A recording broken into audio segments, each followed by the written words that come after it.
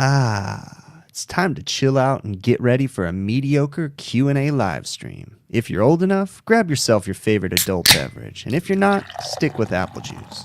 Put your feet up and relax. If you have any questions, feel free to ask them in the chat. And now let's cue up the intro music.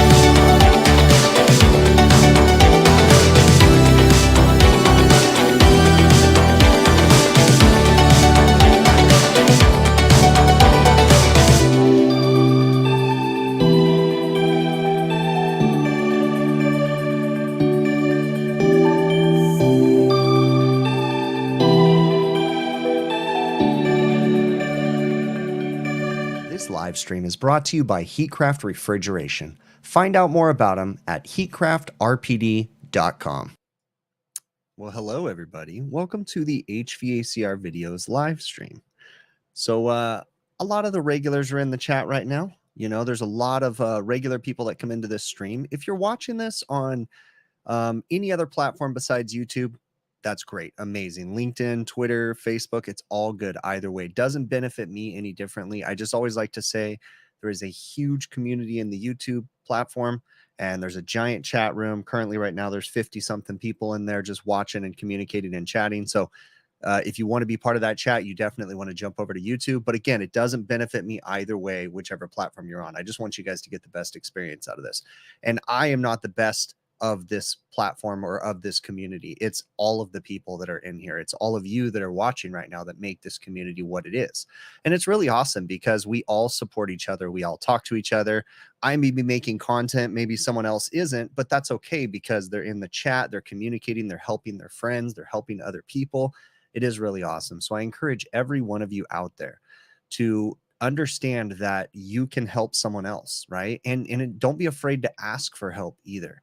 That's the really cool thing about this social media community that we have. And it's not just my community. I mean, we all kind of bleed off into other content creators community, and you know, we all kind of go back and forth. I consume content. It's really awesome. So just remember that you have the power to share your knowledge just like I do too. All right. And I appreciate you guys for supporting me in the way that you guys do. Brian Sanders, again, man, you constantly are super chatting, and I'm so thankful for that. Really, I am. You do not need to keep doing that, man, but thank you very much. It is much appreciated. Okay. So welcome to the stream. For those of you that don't know, maybe there's someone new watching right now. My name is Chris, and I'm just an HVACR service technician that happened to pick up his phone and just kind of film the way that I go about things. I'm going to preface this by saying that in no way am I an expert. I'm not the best at what I do. I try to be the best, but I realize that, I'm not the best. There's many other technicians much better than I that are out there. I just happen to have a platform. I encourage every one of you out there to, pick up a phone, share your information, because sharing our knowledge is what helps everybody. When I was coming up in the trade, a little bit before me too, but I encountered it a little bit when I was coming up. But people were afraid to share their knowledge, especially before my time. But I still I haven't gotten them lately. But when I first started making my videos on YouTube, I would get emails from people. And again, I haven't gotten any of these lately, but I would get emails from people that were upset with me because I was making videos and sharing content on YouTube.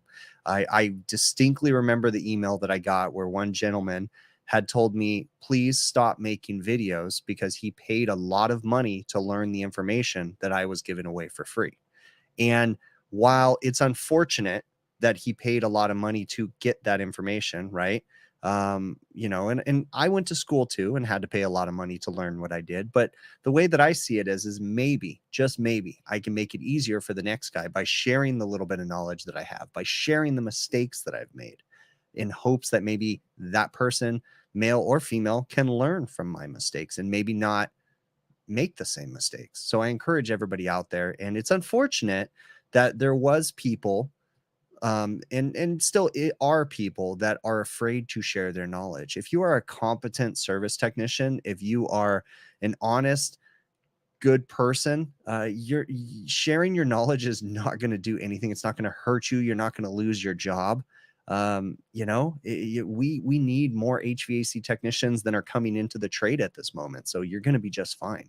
Help the next guy, help the industry, because this industry is kind of in a bad place right now. We really are. And we're going to talk a little bit about that as we go through the stream. Now, let's see. We got a lot of great regulars in the chat right now. It's really awesome to see everybody. Moritz, thank you very much for that super chat. I think that's a super chat or a super sticker. Thank you very much. I really do appreciate that, my friend. That is really awesome. So if you guys have comments or questions, things that you want me to cover, please put them in caps lock. It helps me to something that I need to try to answer. If I miss your stuff, feel free to shoot me an email to hvacrvideos@gmail.com and I'll try to get to it. I got my buddy Pat Finley in here from Commercial Kitchen Chronicles. And Pat says, getting excited for AHR. If you guys don't know what AHR is, it's an expo, a giant convention with manufacturers from all around the world. I think, gosh, I'm talking out of my butt right now, but I think last year's AHR Expo had 30 or 40,000 people at it. I think it was 30 or 40,000. It might have been more. But it's an amazing event held over 3 days, 3 official days. But my AHR visit that I'm going to go to, right? It's going to be in Chicago this year. It's going to end up being 5 or 6 days because I go a couple days before and I think I stay a day after. But it's an amazing event. If you guys are going to the AHR Expo, if you happen to be there, definitely come by and see me. It's pretty safe to say that you can find me. Just follow me on social media, but I will be at the Expo. It's pretty safe to say you can find me at the Parker Sporlin booth, at the Refrigeration Technologies booth, at the Heatcraft Refrigeration booth. Let's see, am I missing one there? No, I think that's it. Yeah, it's pretty safe to say that you'll be able to find me at one of those booths, but pay attention to my social media. I usually announce like the times that I'll be at the booths and different things, but it's a great, great show. So what is the AHR Expo? The AHR Expo is originally it was a place for manufacturers to meet vendors that they could purchase components and parts from and different things like that.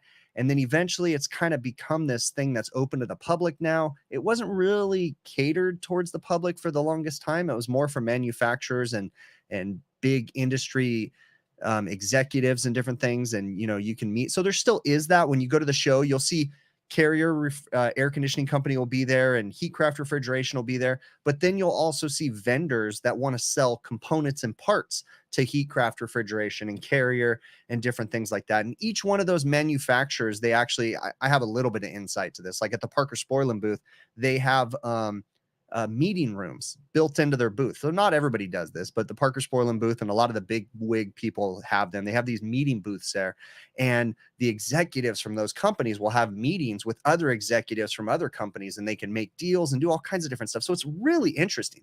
And then you have the aspect of why I go there, to see all the cool technology and all the new products that are coming out and to meet all the amazing people. So it's a really, really cool event. So I highly encourage, if you get an opportunity, definitely check it out. Now, if you can't make it to Chicago this year, it's a rotating event. So right now, the locations, as far as I understand, I don't think anything has changed on the list, is currently it's rotating between Orlando, Chicago, Atlanta, and Las Vegas at the moment. Okay. Now, I know in the past they've had it at other locations too, but my understanding is for now, it's going to stay between Atlanta, Chicago, Orlando, and Las Vegas. Okay.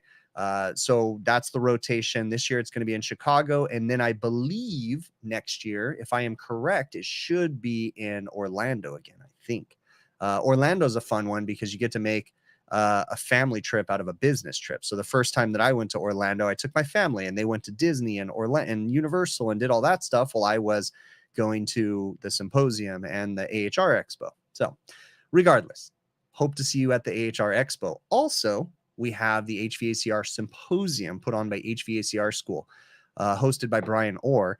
And that's another great, amazing event. Now, I have been told that the symposium is completely sold out for in-person tickets. They still have virtual tickets where you can actually just get to see the sessions and see the speakers. Now, I am not going to be a speaker at the HVACR Training Symposium this year. I was asked to be, and I politely declined just because I want to actually experience the show.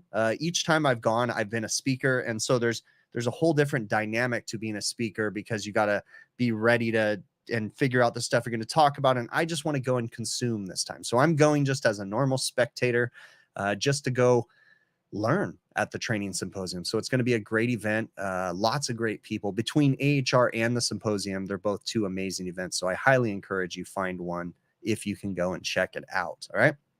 All right, let's see. Hamilton says, I will have a huge platform when I own my own HVAC school. I don't think I am capable of being an HVAC like actual instructor, let alone owning a school. I don't think, like, I know that I have knowledge. I'm not silly. Like, I know that I do have some valuable knowledge, but I'm more of a real world knowledge kind of a person is a better way to think about it. I'm not a book smart, educated person that can explain in detail, the nuances of every single system. And, so I don't think that I would be an educator per se. I don't know. I mean, it sounds kind of fun, but who knows? All right, let's see what else we got going on in here. I'm reading through the chat right now. So many amazing people. And I know I'm already missing stuff. So, if I miss your comments, feel free to shoot me an email, hvacrvideos@gmail.com, or just keep posting them in caps lock and I'll try to get to them. Hello, Miguel Martinez. It's very awesome to see you. Damn Son says, did I say what the gauge was in the wooden box in a video? So that gauge, that was when I was going through an eBay phase after the last symposium that I went to 2 years ago. Yeah, I think, or maybe, yeah, I think it was 2 years ago was the last symposium because I think I missed last year. I started going down this kick because a gentleman by the name of Chris Eads, who actually, spoiler or shameless plug or whatever, created the AC Easy T. If you go watch my last HVACR install video, you'll see the AC Easy T, which is these little T's that you put on PVC pipes. And they're really cool. Now, I don't know if I'm supposed to show this yet. Oh, shoot. I don't know if I'm supposed to show this. He just sent me a box with some really cool stuff. Well, I guess he would have said top secret if he didn't want me to show. But let me show you guys something.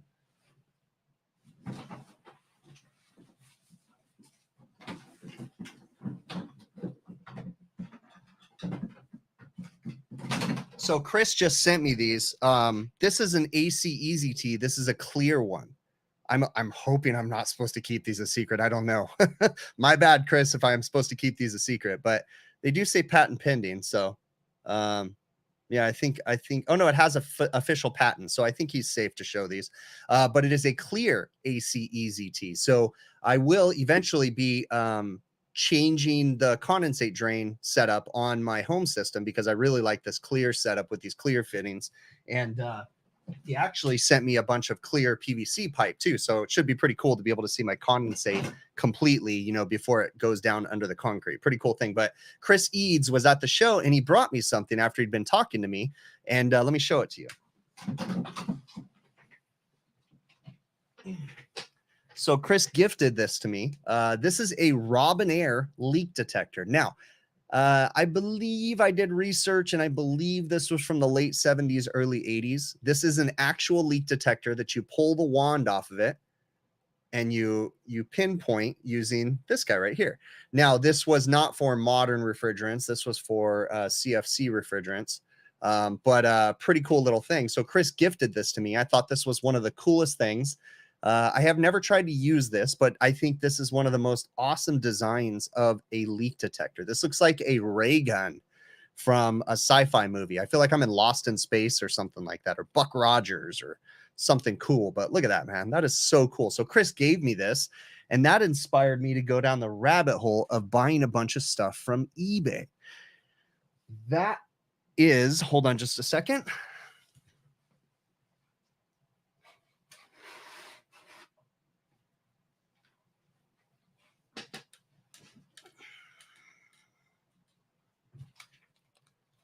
So I stumbled upon this on eBay. Now this is really heavy and hopefully I don't drop it, but this is a Weston voltmeter. Now this was not actually used for HVAC. My research shows that this was actually used for rail cars. When they had electric rail cars, they would use this to test the current across the different lines. This thing probably weighs 9 pounds, maybe 8 pounds, something like that. Pretty big little thing. I found this on eBay. I kind of feel bad because I think I picked it up for like 20 bucks or something, but it's a really, really cool little piece of history, you know?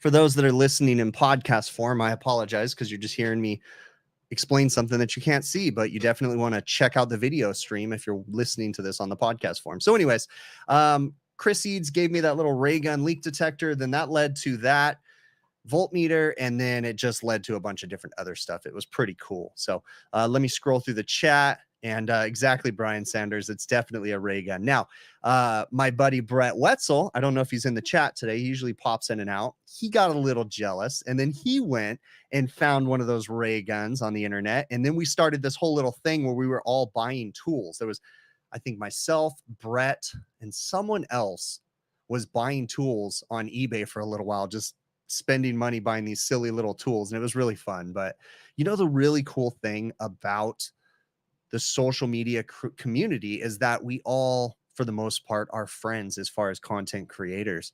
So we all kind of communicate back and forth, and we can have fun with each other, meet each other, see each other at the different shows. And it's really awesome. And, you know, you as viewers and consumers of our content make that possible. So thank you very much. All right, let's see what else we got going on in here.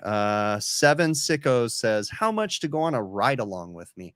I mean, I wish I could do ride-alongs. My insurance company would not allow it. Now, if we could figure out the insurance side of things, maybe that's something cool that we could do. But we would definitely have to do some digging with the insurance companies. All right. Would I leave an AMRAD Turbo 200 capacitor in permanent service? Caden, I have done it many times. The AMRAD Turbo 200, that is a universal run capacitor made by AMRAD, obviously, but it goes by the name Turbo. Is a very high quality capacitor. I've left several of them up until I changed my own home system. I had a Turbo 200 on my own home system. I will say one of the most underrated things that AMRAD makes as far as their turbo lines of universal capacitors is the Turbolytic 50 universal start capacitor. Now, this is not a hard start. Okay. I know they make a hard start too, but I could care less about the hard start because I don't deal with single phase residential applications very much. Okay. Hard start's only good for single phase. It's not going to be good for three phase, which I deal with 99% of my stuff is three phase. But the universal start capacitors, the Turbolytic 50, that is awesome because It has all kinds of different start capacitor sizes on it. We use it to test things to get them operational temporarily. Now, back to the original question, would I leave one in permanent operation? Yes, I would. But one thing I will say, the turbolytic 200 or turbo 200 capacitors are ridiculously expensive as compared to a standard run capacitor or start capacitor. So as far as the cost goes, it's not very economical to leave them in play. On the commercial side, if I was to mark up a turbolytic capacitor, sometimes they can be, or turbo capacitor, sometimes they can be well over $100 the customer's price versus me getting the correct OEM starting component or start capacitor or run capacitor for, you know, $15, $20 and being able to mark that up and sell it to the customer. It saves the customer a little bit of money. But as far as the quality and the reliability, yes, I would leave one in there for, you know, lifetime if I could. Yeah, no problem. But I honestly like to go OEM as much as possible. And that actually leads me to a little segue. So thank you for that question. Let me cross this off the list real quick. I have a list. Okay, so right here, you know, I like to use OEM parts because as a business owner, it's easier for me to make sure that my technicians don't have to put as much thought into finding aftermarket components, and not knocking my technicians, but myself included. I remember the days when we used to use a lot of aftermarket parts, temperature controllers and different things like that. And the install time and the commissioning time of those aftermarket parts was actually usually a lot longer than if I used an OEM part. So for instance, let's just say I was working on a reach-in cooler that had a coil sensing Ronco temperature controller, or a factory one. And then I want to use a Ronco, I think it was a A30-261, I think. Whew, man, I'm reaching back in my head there.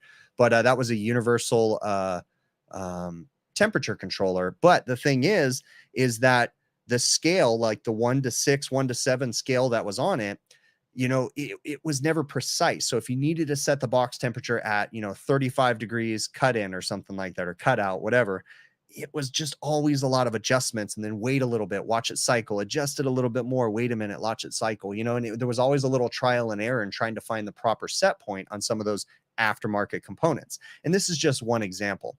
So when I started to go OEM, even though OEM costs more money, I realized how much easier it was for me as a technician to just find the OEM part once I'm sure it's bad, put it in, and know that it was going to work, right? For the most part.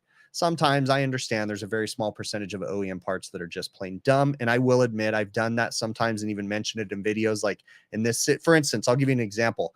Manitowoc ice machines. I love your ice machines, but your fan cycle switches, they suck, okay? So on their fan cycle switches, when a Manitowoc ice machine is out of warranty, I highly encourage you to get rid of that OEM fan cycle switch and go with an aftermarket one. Once you replace it with a proper aftermarket, like an adjustable pen style fan cycle switch, honestly, you'll never have another problem with it. It'll be done. It's usually good for life as long as you install it right. Okay. So there is some instances, but for the most part, I like to go OEM because it made it easier for me as a technician. So then when I got into the ownership position, I realized, like, hey, here's one aspect. One of the biggest frustrating things about being a business owner is callbacks, right? Because everybody makes mistakes, but callbacks, because the customer's irritated, it just creates a frustrating issue for you. I eliminated, I would argue 60% of my callbacks. I'm seriously arguing 60% of my company's callbacks were eliminated by trying to use OEM as much as possible, because it just made it that much easier. Less chance of an issue because you're assuming the manufacturer designed it right. But I know sometimes when you assume, it makes an ass out of you. Okay. So, you know, there we go. All right. Let's see what else we got going on in the chat. What am I missing? Jason says he's busting out as a contractor and looking for advice on bidding jobs, but not losing your butt. What's the normal markup? Okay, so that is such a loaded question, Jason. And I am so sorry I'm not going to be able to answer that with 100% of a great definition right now, because it takes so many things that go into your actual markup. Okay, your markup is the percentage that you are going to take that part and step on the price, basically, because you have to make a profit off of a part. You can't just give the customer the parts. You got to make a profit. We got to stay in business, right? Ethically, you want to make a profit. But you know, that percentage that you mark that product up is a markup. But your markup shouldn't just be based on a number like, hey, I want to mark it up 50%, or I want to mark it up 40% or 20% or whatever it may be. You really need to factor in your business. What is your business's operating costs, and how much does your markup contribute to the profit of your company? And you got to kind of factor that. So I know that's a very vague answer, but it's just not easy for me to tell you what your markup should be. Okay. And you need to be very, very careful, very careful. Okay. Just looking at your competitor's pricing, because if you just look at your competitor's pricing, your competitor may be the worst business person in the world. Okay. So if you try to just match their pricing, you might go out of business just like that person's going out of business. So you really, really need to do some research, find out what kind of a profit your business needs to make to stay healthy, to keep your family fed, and to keep the company operational. And that number factors into your markup. Okay. So again, I know that's a very vague answer, but there's a lot that goes into a markup. DJ Barry's asking, should your sight glass always be clear on an AC system if it's charged correctly, ensuring you have a solid column of liquid going to the TXV? You need to be careful on residential systems. Okay. You really do need to be careful, especially when you start getting into variable capacity systems. Okay. Because variable capacity systems are not always necessarily going to run with a clear sight glass. And even some non-variable capacity systems, there might be times that you don't see a lot of liquid inside the sight glass, but you need to understand that a TXV works properly with a solid column of liquid. Okay. Some manufacturers beat to the tune of their own drum, so you always need to lean on the manufacturer. When you are dealing with refrigeration systems that have receivers and expansion valves, as long as you don't have any aftermarket parts that dictate otherwise, you always want to have a sight glass that has a solid column of liquid, preferably with the sight glass as close as possible to the expansion valve. Okay. But yeah, you always want to have a clear sight glass. But understand something. When I say you want to have a clear sight glass, you also need to understand that some people, and I know you know the answer to this, DJ, but I'm talking to everybody, okay? You know, some people don't know the difference between a clear sight glass and an empty sight glass. I mean, even I get tripped up sometimes when I walk up to a system and just look at it. I'm like, oh, the sight glass is clear. But then you start realizing, oh, no, it's not. It's just empty. There's just vapor running through it, and you're not seeing any liquid whatsoever. Okay. So, again, that's a really difficult question to answer, DJ Barry, but, you know, in a perfect world, an expansion valve, thermostatic expansion valve is meant to operate with a solid column of liquid going to it. But you know, some manufacturers do some weird, funky things, especially when you get into inverter systems. You know, even my system at my house does not always have a clear sight glass when it's running. Okay. Because the capacity is constantly changing. All kinds of weird stuff is going on in there. Again, reading through the chat right now. How do you fix the beer cooler fiasco? How do I fix the beer cooler fiasco? You're going to have to remind me there, Zachary. I don't know which video you're talking about. I don't remember. I don't remember which video that was. Okay. Take all your overhead and factor that in each price. That's, you know, 100% true, Freon Leon. I will say that in commercial versus residential, the pricing structure is a little bit different. Okay. In residential, of course, you need to look at all your overhead no matter what business you're in. Your overhead factors into things. But from residential to commercial, the pricing structure is going to change, because in residential, they'll have flat rate pricing where they have a lot of residential, not all, but a lot of them will have flat rate pricing where they have labor and materials built into just one set price. Now, in the commercial side, on the restaurant side especially, the restaurants don't really want those kind of pricing structures. It is easier to budget when you have flat rate pricing, but it's also, you know, if someone has flat rate pricing, they've got enough padding built into that price to factor if their technicians have a bad day or a good day usually. Okay. Meaning that sometimes, you know, an expansion valve change out might be 3 hours. Sometimes it might be 6 hours, right? So as a business owner, you have to look at your average and you have to find, you know, a place where you can stay profitable, because you can't be having a bunch of days where,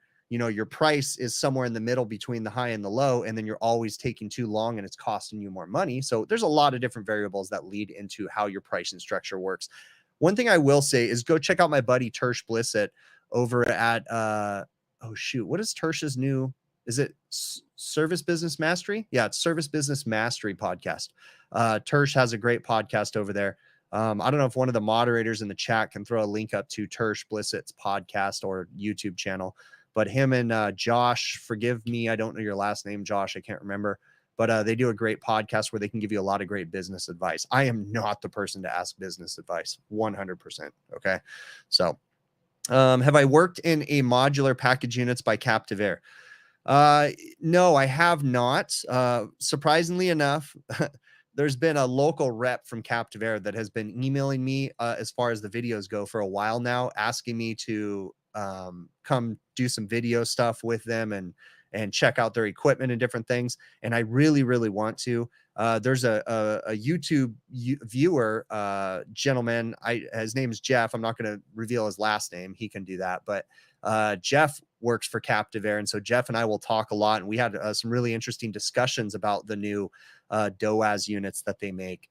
So really cool stuff. But I don't have a lot of experience in working with them or any at all, other than just kind of seeing them up close when I walk through a trade show or something. But they do look really cool.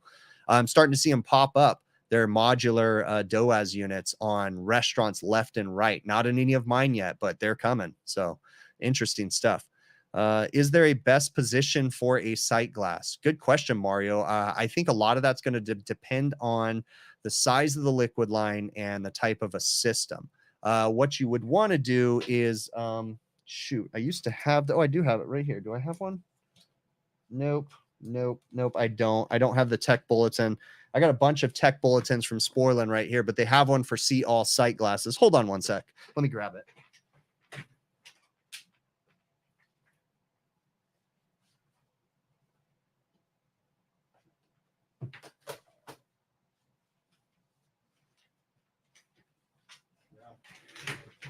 Nah, it's going to take me too long to find it, so I apologize. But definitely look up the tech bulletin, and it's going to help you to understand. But it really depends on the type of system and the size of the liquid line that you're putting it on. How do I like my Infinity system? Oh, good question. Asking for spoilers because I haven't told you about my recent stuff that I had go on with my own home Infinity system. So I'll give it to the viewers of this stream right now. I'll go ahead and give you guys the rundown. Everybody else that just watches the videos, normal videos, is going to have to wait for the video to come out. But I'll give you guys the update on my home system, okay? My home system was installed a month and a half ago, 2 months ago, something like that. It took me a good long time to get it all figured out and designed and everything, and I finally got it started up. It's not 100% complete, but it's operational and functional. But I've had some issues with it, okay? Some things that I want to change. Since the last time you guys saw me do the install video, I cut in and installed new return grills. So I had put temporary return grills for the startup of the equipment, but I had some special order grills from Kruger that have a very, very low pressure drop across them. They're steel bar style diffusers, custom made, really awesome, very nice grills. I call them diffusers, but they're grills. But really nice returns. So I installed new returns on my system. Had a problem that I've kind of talked about a little bit with a connection issue with my phone with the system, because you have a service technician app where you can, I didn't know what you could get into on the service technician app. In all honesty, I thought I would be able to find a lot more information in there, and really doesn't do very much more, if anything, than the thermostat does. It's kind of useless, to be honest with you. But I went through the drama of my service technician app not working and realized that I had a bad circuit board. There's a Bluetooth circuit board on the Carrier Infinity system. From the factory, I had a bad Bluetooth circuit board. So I got that replaced, got the service technician app working, and realized that the service technician app's kind of stupid. I mean, it has, I don't know, it's just kind of silly. I thought I was going to be able to program and change things, but I couldn't. And then I have been running with my system, and I finally air balanced my system. So air balancing my system was fun. So that'll be cool when you guys get to see that. And yeah, so that's where I'm at on my home system. It's working. It's doing great. It's been heating and cooling. I had about a week or two after I did the startup where I was above design conditions towards the end of the summer, where it was basically my design summertime temp is 98 degrees, and we hit well above 98 for a few weeks. And my system did just great for cooling, and then heating, it's been doing great too. You know, so we don't really know what cold is here in my area. Our design low is 37, but that's very minimal. Usually we're in the 50s through our winter. So We don't know what cold is. Let's get to the chat real quick. What's the AK factor? Oh, what's the K factor? You're talking on my my grills, the pressure drop. Oh, that's a good question. I don't know. I'd have to look that up. I see my brain works really different, and that and see my wife, I have to explain this to my wife too, but let me try to explain this to you. You guys might call it insane, right? Because I know I have mental problems, but the way that my brain works is I hyper focus on a task, like researching the return grills, right? My buddy Adam basically said, use these grills. They're great. He said, use this size for your house. But that wasn't enough for me. So I went down a rabbit hole of trying to figure out and understanding why he chose those grills, and just, and like I knew everything about them and I knew the ones that I wanted and I did all this research. But the moment that I made the purchase, all that research and that thought went completely out my brain. I know I chose them for a reason, but I cannot tell you without going back and reviewing my own footage. My brain just forgets certain things. So it's interesting how that works. That's how I tend to do everything. Like I hyper focus, and then when I'm done, it's out the door. I forget why I did things, or I don't know. I know I'm strange, but all right. Nick wants to know, Nick had sent me a message, an email, and Nick's from another country. Forgive me. I'm trying to remember what country he's from. Oh, shoot. I cannot remember. I'm sorry, Nick. I know you sent it in your email, but I don't remember what country. It was a European country, but it might have, oh no, was it European? No, I think it might have been New Zealand. Yeah, that's other side. But anyways, regardless, he's from another country, and he was asking me, my opinion on the best way to charge heat pump inverter systems when they're in the winter. Okay. Because great question. Most charging charts, I would say for 99% of heat pump manufacturers, they have a charging chart just for the cooling cycle, because the heating cycle operates a little bit differently and has lots of variables inside of it. So oftentimes, most mini splits are designed to be charged as far as the refrigerant goes in the cooling cycle. So in the heating cycle, what they want you to do is either weigh in the factory charge or the design charge, or turn it into cooling mode. And you're going to have to artificially increase outdoor ambient temperatures, or outdoor temperatures, right? Not even ambient anymore. So there's just different things you got to do sometimes to charge them. So your best bet to charge a heat pump inverter system is in the cooling cycle using the manufacturer's charging charts, or weighing in the charge based on the liquid line size, the suction line size, and the equipment capacity. Let's see what else we got going on in here. So the best way is by weight or in the cooling cycle. Okay. Ed had issues. Okay. And so I do want to address this. All right. First and foremost, I get negative comments. I'm okay with negative comments. I get people that are criticizing me, that are telling me that I'm doing things wrong. It happens all the time because I make mistakes all the time. I'm human. Okay. I'm 100% okay with criticism. You want to leave me criticism? Be nice about it. That's the only thing I ask, because I hope that your criticism is valid. I really do hope that your criticism is valid and I can learn something from it, because the older I get, the more excited I get to be wrong. So that way I can learn about something. Okay. Because I love knowledge. I really do. So feel free. I don't take offense to your criticism. Okay. And I'm just prefacing that with saying, so anyways, Ed had an issue because in my ice machine video, okay, that I just released on Sunday, I had an ice machine issue where it had a bad damper. And if you haven't seen the video, go check it out.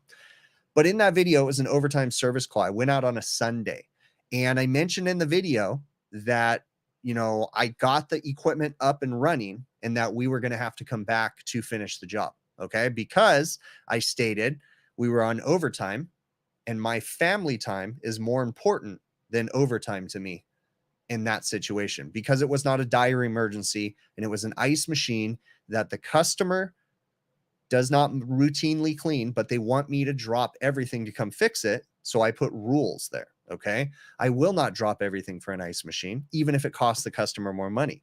Ed's criticisms towards me was that I was there and I mentioned that I was going to have to come back out to clean the ice machine. And he was saying that I was wrong because I didn't clean the ice machine on the site, because in his mind, a cleaning would only take an extra hour and I should have just done it and got the job done. Okay.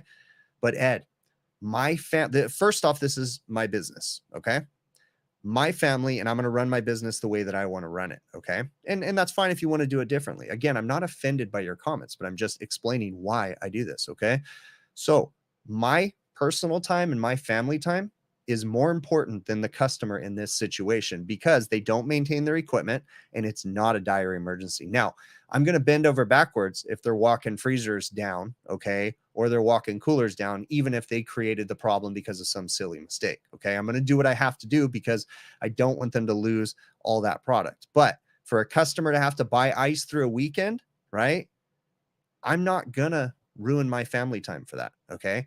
I'll try to get the equipment running. In this situation, I got their ice machine operational, but we had to come back for an ice machine cleaning. Now, the next thing, Ed, the person that emailed me is what we're talking about. Ed was critical because, you know, I'm losing my train of thought on that one, but, you know, he was basically critical because I wasn't, you know, going to do this 100% of the time. And he was like, I was going to charge. And he stated that I was going to have to charge the customer to drive back out there. And that's very true. But still, my personal time is my personal time when it's not an emergency. And I don't have patience for or sympathy for the customer in this situation because they don't do routine maintenance. So I'm going to do my best to get them operational, but I'm going home. In that situation, we actually still haven't gone back out there, but we got the ice machine up and running. And, you know, we're going to go back out and do a cleaning. And I don't want my employees to have to work like that either. So I'm going to try, as long as my employees don't want the overtime, we're going to decline some of that stuff and tell the customer that, hey, you know, we'll be able to come back out and finish this, but we got you operational because we need to go home and spend time with our family. So, and I want my employees to be able to do that also. All right. How much do I charge for a deep ice machine cleaning, Maru? It changes from customer to customer. But basically, it's easier for me to tell you time-wise, okay? So that particular ice machine, that location is 2 hours away from my shop, okay? And typical for a single ice machine like that, it's probably going to take me about 4 hours. So that's going to be a 6 to 7 hour cleaning job, depending on travel time and stuff. So to do one ice machine. So it's going to be a big job. It's not just like that Ed gentleman was saying, it's not just a little quick hour. It's going to take time because all the ice has to be out of the bin, cleaning, sanitizing, following proper procedures. So, you know, and again, Ed, you know, I am what I am. And, you know, I take no offense to your comment though. Okay. What's the one time I learned from the comments? So Joe Shearer has the best comment tonight. Or wait, what was the comment that I had? Anyways, there's a gentleman named Joe Shearer, and he corrected me on one of my videos. He's a viewer and occasional commenter in the HVAC overtime comments. So anyways, Joe, I can think of one time that Joe corrected me in the comments when I said something improperly and I was improperly, I didn't understand the way something worked, and it was a crankcase heater. And I was incorrect about that crankcase heater issue. And Joe corrected me. So I learned something from the comments. Joe's a really cool dude too. Got to meet him in Florida at the HVACR training symposium one year. How much of a hassle was it to figure out the Bluetooth board was bad? Dale Marr. I had probably figuring out the Bluetooth board was bad on my home system. I had probably 4 hours in that job, 3 hours in that job, something like that, because I evaluated the system by myself. I called tech support. It took 2 phone calls to tech support, and then tech support throwing out at me that we should use the Bluetooth board, which I didn't think the board was bad.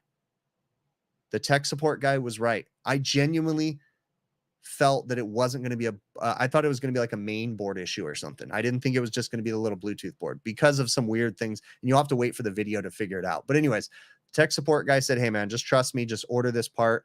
I put it on there and it fixed it. So, but it took at least 3 hours of different times with phone calls and stuff. I released an ice machine video on Sunday, and I got a lot of people commenting that some of them were negative comments, but some of them were informative comments about the damper that I changed on the ice machine, because that particular Manitowoc ice machine damper actually has a magnet on each end of the damper. So if you lose the magnet, there's only a magnetic proximity switch on one side of each machine. So what you can do is if you lose a magnet, you can actually flip-flop the curtain. You could flip it around with the other side.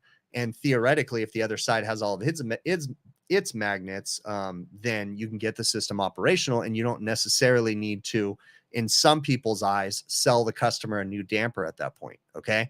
But I disagree with that. Yes, I know that you can flip the dampers to get a customer through a weekend, but that damper now has a missing magnet on the other end. And if you don't replace it, then you're never going to be able to use that damper in an emergency situation next time to try to get a piece of equipment going. Understand where I'm going with that? So I will flip a damper to get them operational, but then I replace it with a new one and throw it out. So that way they have a fully operational and functioning machine, of which I could do the same thing for if that was to ever happen again, because I put a new damper into it. So I sell new dampers whenever possible.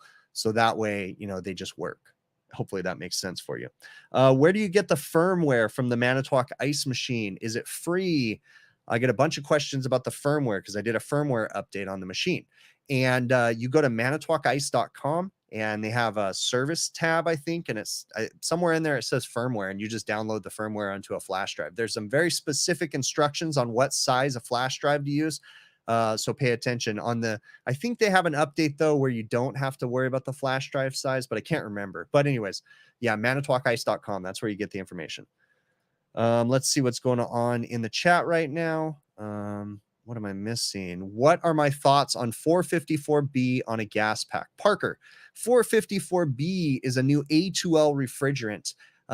We are going to be having a really interesting discussion about the A2L refrigerants on the HVAC Overtime show this Friday. So this Friday coming up, we're going to be having Jason Objut from ESCO on, and we're going to be talking about A2Ls and just shooting the shit with Jason too. But we're going to be on that channel doing that. So stay tuned for that this upcoming Friday. But 454B, I really haven't investigated too much. I know Carrier's done a lot of research and chosen 454B over just plain R32. Daikin's doing the R32 thing. Carrier's doing 454B, and I think there's a couple more A2Ls that are coming out too. My biggest thing with the A2Ls, and again, we're going to be talking about this on the Overtime show on Friday, but the A2Ls, I think they're being overhyped right now. I don't think they're that big of an issue, but definitely come over to the Overtime show and I'll have a lot more to say about it on Friday. Okay. David had a really good mention, and this was really awesome of you to try to bring this to my attention, David. But David was watching one of my videos where I was changing an evaporator coil on a Carrier fixed orifice system package unit. And he was saying that he thought he heard that I can pull the fixed orifice metering device, the Accurator headers. CM, thank you very much for that super chat, man. I'll read your comment here in just a second. But David had mentioned that he heard that you can convert one of those Carrier units to a TXV system.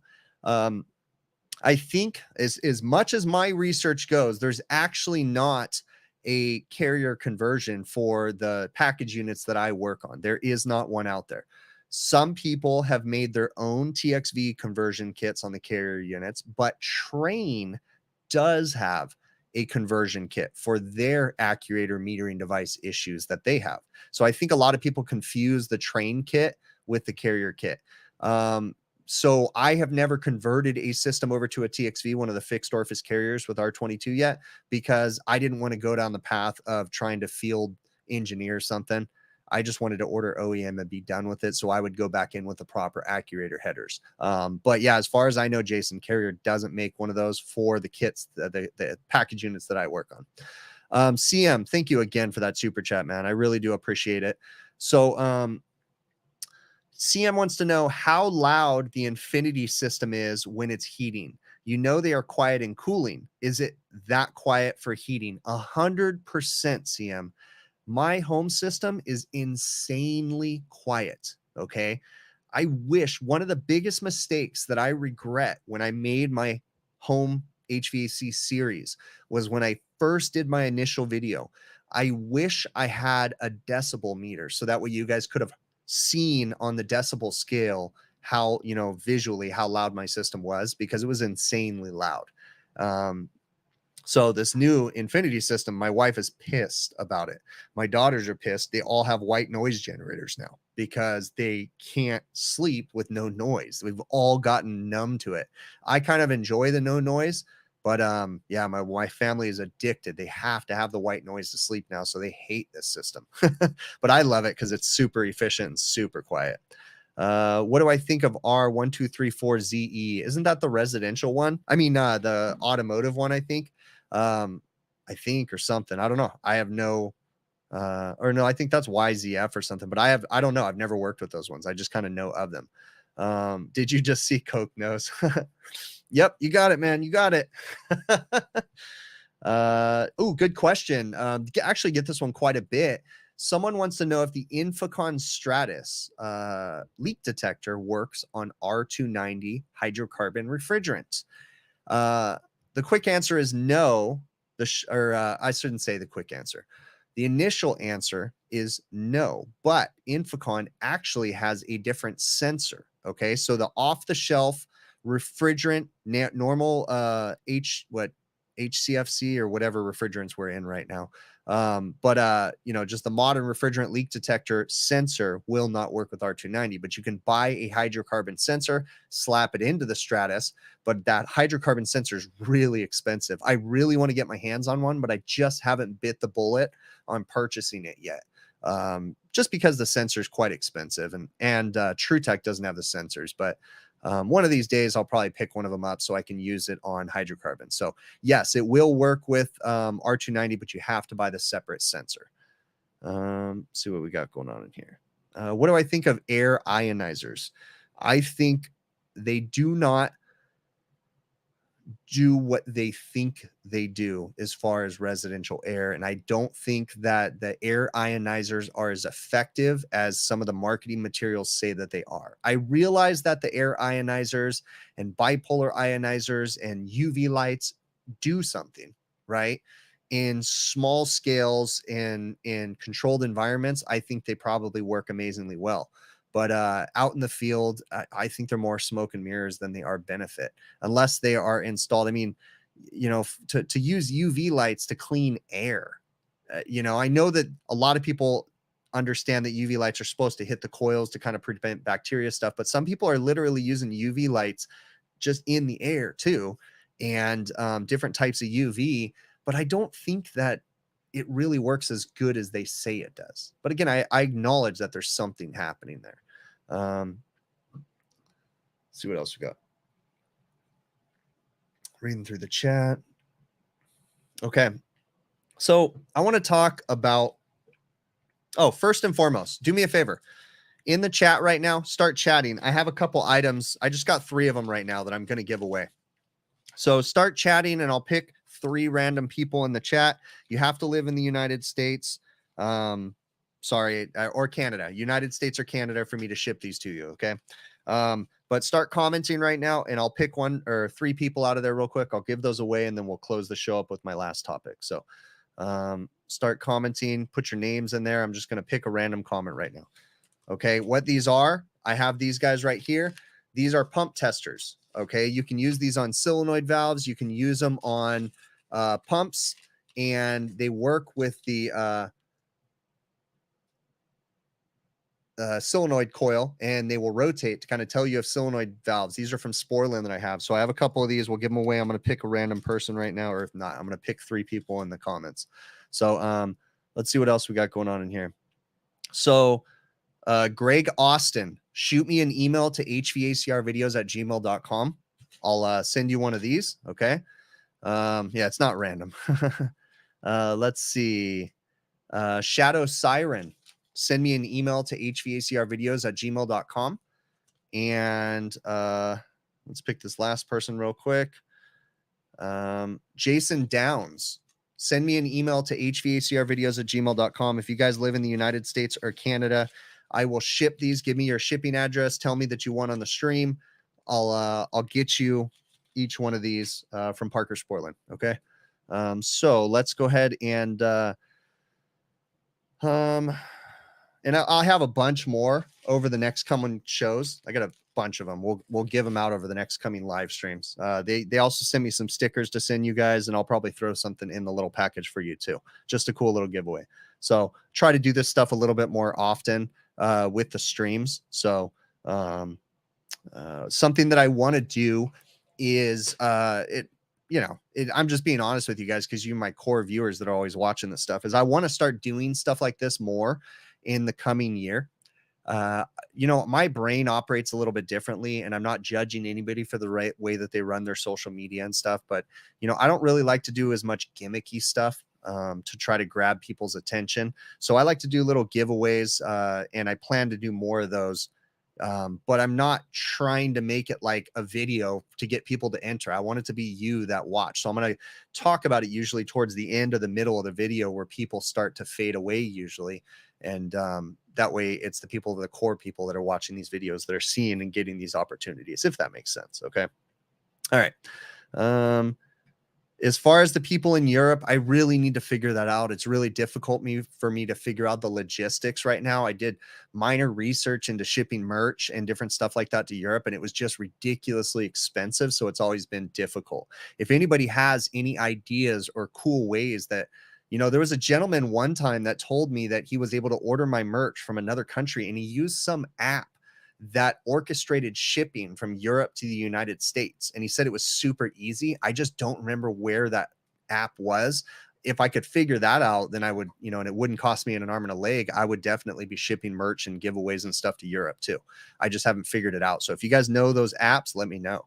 Again, my email, hvacrvideos@gmail.com. Yes, they do show rotation as well, CM. All right. Let's see what else we got going on in here. Okay, there's a new trend right now. Jim Bergman talks about it. A couple other sensor companies talk about it. And I just kind of want to give some 2 cents and get your opinions in the chat about this too. So Jim Bergman is preaching about smart sensors, and I think it's a great, great idea for residential systems, right? But could be converted to commercial too. But smart sensors that offer you to remotely monitor systems, so that way you can reduce customer travel visits for you, basically. Okay, so not go out to the site to do as many preventative maintenances, because you have so many smart sensors on a piece of equipment that tells you when the maintenance actually needs to be done, instead of just going out there 4 times a year when it really only needs to be cleaned 2 times a year, right? So Jim is talking about using smart sensors, smart AC or something like that. And I'm curious on your opinions on this, because I have one issue with the smart sensors, is that every sensor that I have worked with that has been economical, meaning that affordable for the customer, doesn't last as long. Okay. That's affordable, right? Within reason. I mean, inverter systems with VFDs, they're already ridiculously expensive. Adding in sensors that won't go bad is just really expensive for the manufacturers to do that. You get where I'm going with that, right? So sensors fail so much that I don't know if I believe that these smart monitoring systems for your ACs are really going to work, because the sensor quality is not there yet. I don't know. What do you guys think? Do you think these smart sensors are a great thing for the industry? I totally understand everything that Jim says, and I agree, except for the fact that I don't think the sensor technology is quite there yet. To be able to completely trust those to prevent having to go out to customer sites. I feel like you're going to have a lot of warranty failures because sensors are going bad. Let's see. Parker's saying BAS. Yeah. Can the customer see that as well? Yes, the customer can see it. So will VRF systems ever catch on in the United States? VRF is pretty popular, just not in as much in refrigeration systems. Unless you get into giant rack systems, but those aren't really VRF. I mean, I guess they kind of, no, they're not VRF, but yeah, I don't know, man. So, all right. But yeah, I just think the sensor technology is just not there yet myself. People are very wary of more electronic surveillance these days. That's true. Yeah. People are wary of that. High failure rate was your first thought. That's my thing, John. Anyone going to H-Bar in Chicago? Yes. Okay. So let me say this, because I know we have a lot of new people in here. Yes, I will be at the HR Expo in Chicago coming up in, what is it, January? No, is it February? It's February, beginning of February, I think. The symposium, the HVACR school symposium and AHR are like 3 weeks apart. So I can't remember which one's first, but I'm going to both of them. But yeah, I'll be at the HR Expo. You can follow my social media. Once it gets closer to the show, I'll be announcing where I'll be. And you can, hopefully we can say, hey. Let's see what else we got going on in here. Oh, wait, great. Someone said this right now. Oh, wait. There was a really cool comment right here. And I just, okay, here we go. That's where one maintenance per year would include calibrating the sensor readings. That's good. Good point, Al Anonymous. That's a good point. So they would have to be calibratable though, because most manufacturers don't build that into their sensors. They're just kind of one and done throwaway sensors. Cool. Right on. Well, it is time for me to wrap this up. I really do appreciate you making it to the show. Remember, if I missed anything, I know there's a lot of stuff going on in the comments that I didn't see. Shoot me an email, hvacrvideos@gmail.com.